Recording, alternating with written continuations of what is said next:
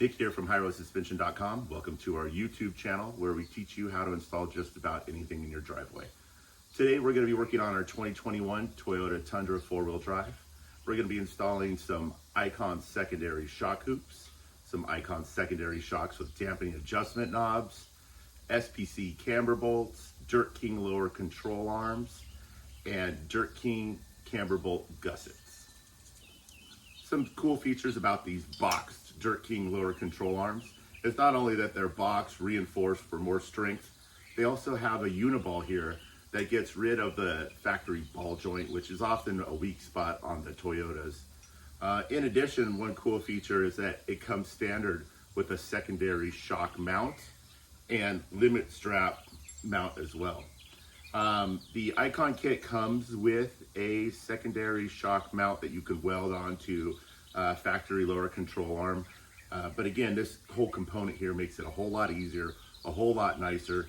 And even though it's not a long travel build, it's a full out mid travel build, I feel like it still completes the build very nicely, especially after we get our SS built bumpers on there. You'll see the Dirt King showing from the front below the bumpers. These Icon shock hoops mount on top of the shock tower, and it has a mount here for a secondary shock next to the coilover.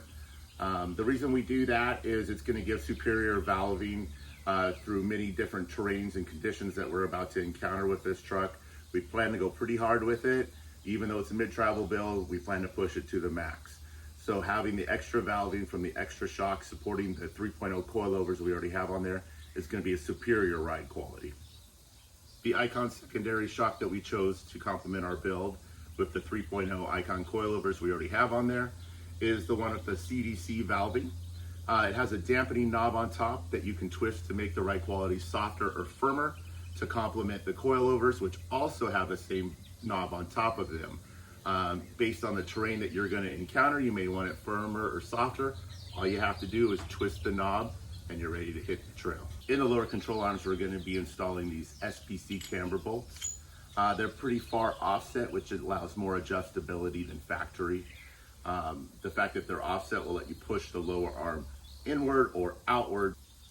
One weak spot on the Toyota Tundras is the Camber Bolt Gussets. These weld to the truck.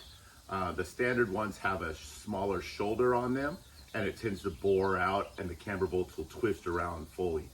These are Dirt King Gussets. They're already pre-tacked on there and we're going to weld them to the truck. They have a higher, thicker shoulder to prevent the bolts from freely spinning. All right, we got our parking brake set. Our back wheels are chalked. We have the truck on jack stands with the front wheels removed.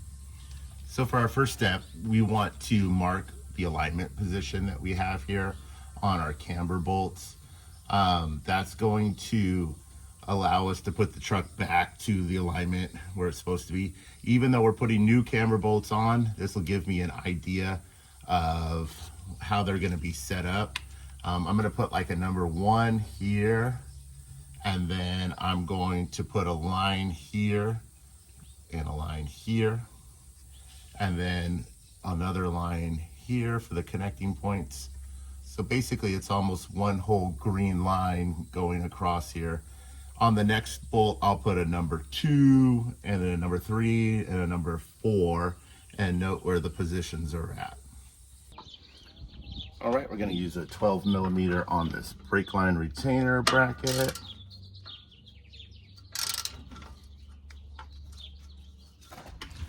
Something to note is that we have a jack underneath the lower control arm to relieve any pressure off of this nut that we're going to remove. We're going to remove it with a 21 millimeter deep socket.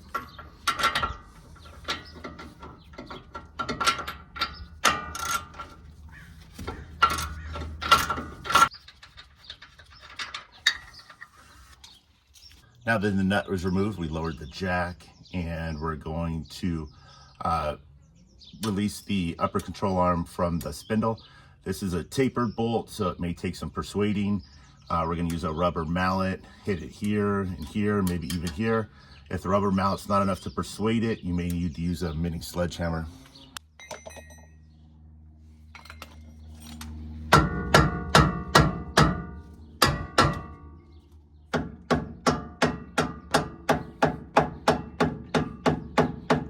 went ahead and placed the jack underneath the lower control arm to relieve some tension off these bolts. We're going to remove them with a 14 millimeter.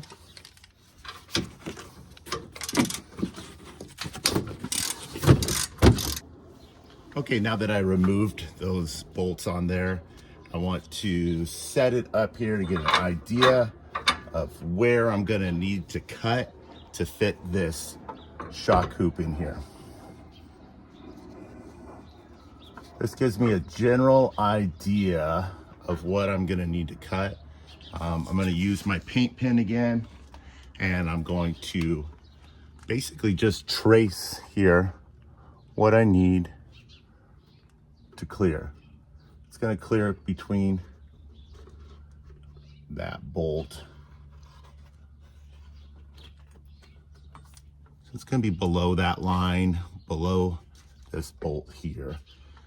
That tells me not to cut any higher than that. And then, of course, be careful of any wires or hoses or anything behind there. I do see one here that's a little concerning, so definitely want to use some caution back there. Maybe even remove this bracket to push it back some. I feel another hose back here that I need to be cautious of. Oh, it's a brake line. I see a clip here. All things to be cautious of when cutting through this metal here. We obviously don't want to cause any damage. This brake hose is real close back here. You can feel a hard brake hose line. And there's a union bracket here. So we want to be sure that we're aware of all of that when we're cutting.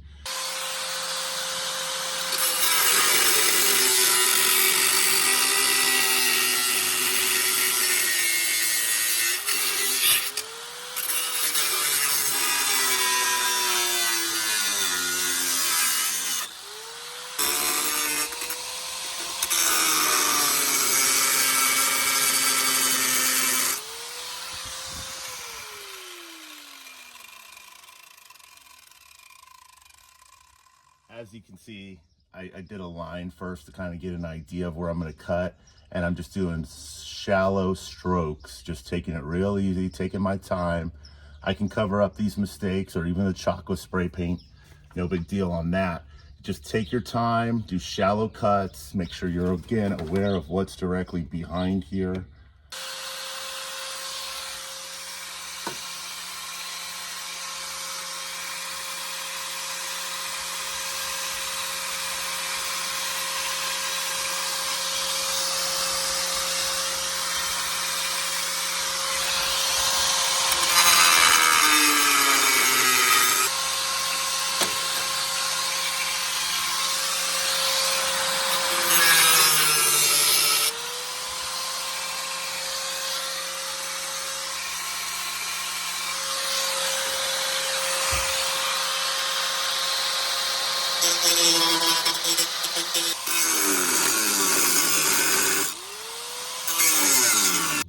All right, I was able to avoid that hose, which is great. Got lucky, didn't cut anything. Some metal shears would help here. I don't have any, so I'm just gonna weaken it up and then just bend it off. Now, before I clean it up and paint all that, I'm gonna do another test fit, make sure it's good, and then I can clean it up and make it look a little better. All right, we're gonna go with that. Now, if you weren't replacing the lower control arms like we are today, you would just stop right there, paint it, install your shock hoop.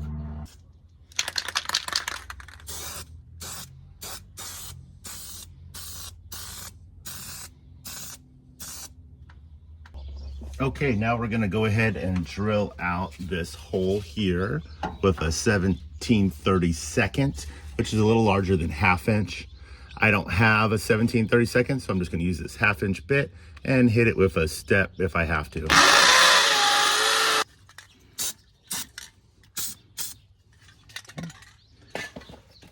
Now while we're letting that dry, we're gonna go ahead and remove this plastic cover here.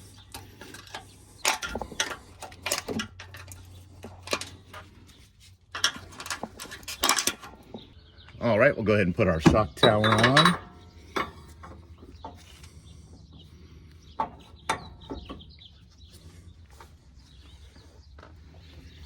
just gonna kind of hand tighten everything right now, just to make sure the fitment's all good in case we had to make any cuts later or anything like that.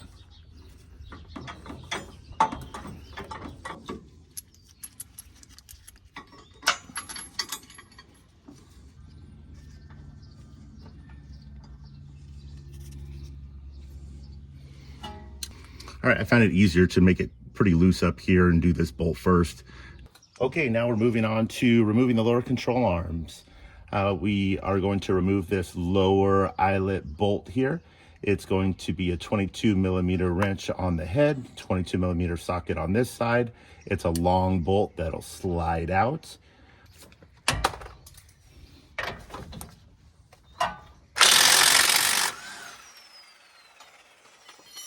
We have the bottom lower control arm supported with a jack.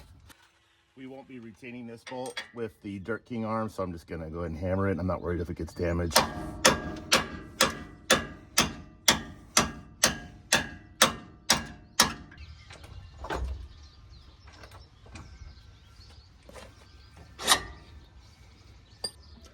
All right, we're gonna go ahead and loosen up our camber bolts here on our lower control arms with a 24mm socket and 24mm wrench.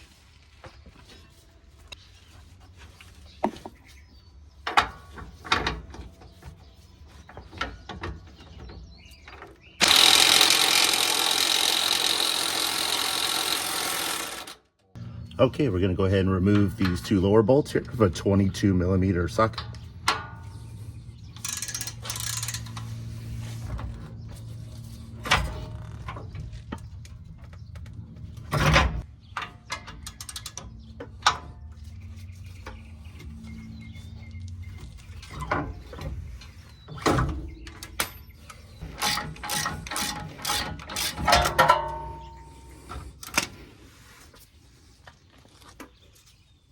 I use the ratchet strap to hold it all up to make sure there's no tension on any lines. When we get the new lower control arms on, they'll just swing right on and we'll be able to install everything back. All right, now we can go ahead and just remove these bolts, remove our lower control arm.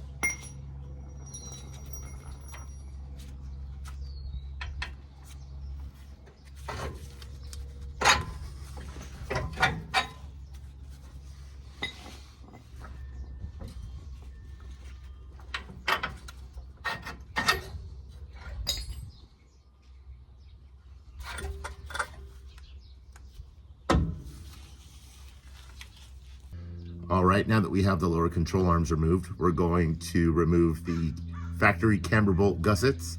The way we're gonna do that is we're going to bend the tabs back with a pry tool and a hammer, and then we're gonna expose the studs and grind them off.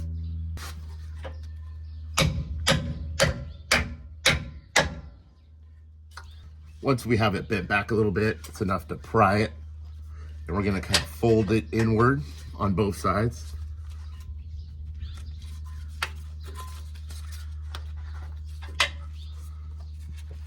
Now we'll do the other side.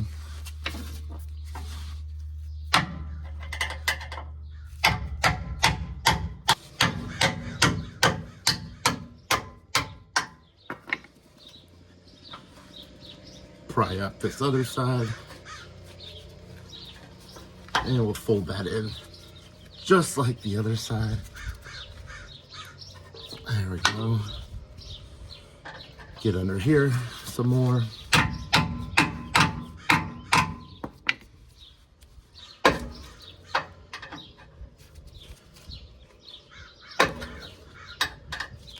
Try and pry this up.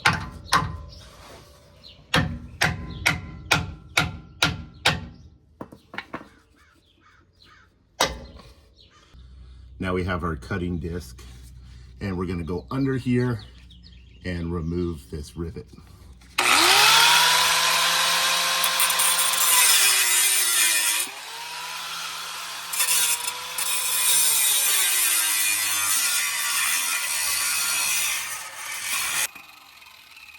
All right, I think I cut through behind the bracket and the rivet.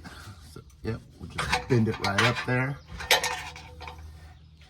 Now that we have that bent up, we're going to use the cutting disc and get underneath that rivet like we did with the last one.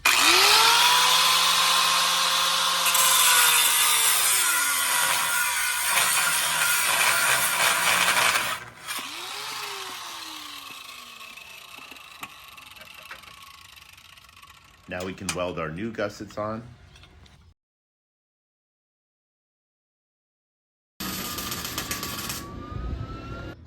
All right, I have the lower control arm propped up against this stool to show you better how we're going to remove the ball joint attachment block. First, we're going to loosen up the cotter pin that's holding this nut on there.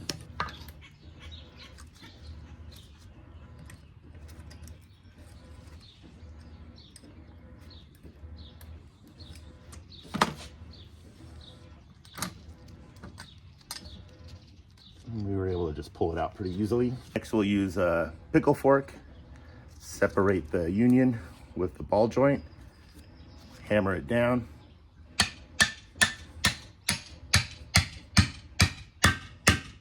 It's all the way down. In a perfect world, it would just pop out.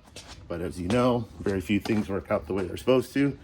So we're gonna strike the bolt with a hammer. I'm not worried about damaging the threads because I don't plan to reuse this ball joint.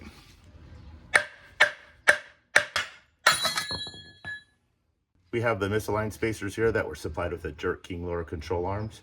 We're gonna put a little bit of grease on each of the ones that'll get inserted into the uniball to make the slide right in.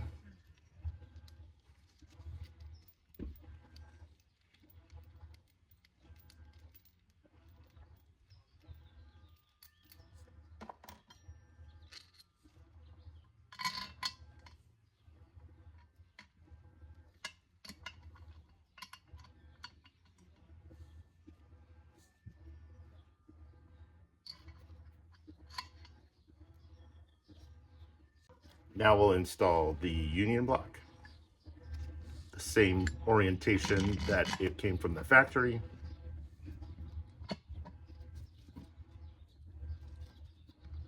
Then the washer and the nut. We'll tighten it down with 18mm on the bolt head and a 24 on the socket.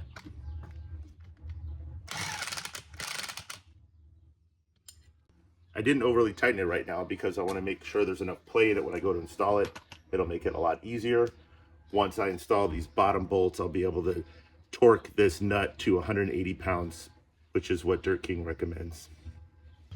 After we got the camber bolt gussets welded in, we hit them with some spray paint, let them dry. After that, it was pretty self-explanatory. Up here, we have the top of the shock attached with this bolt, which was supplied by Icon. And again, pretty self-explanatory. We have the bolt here for the lower shock eyelet.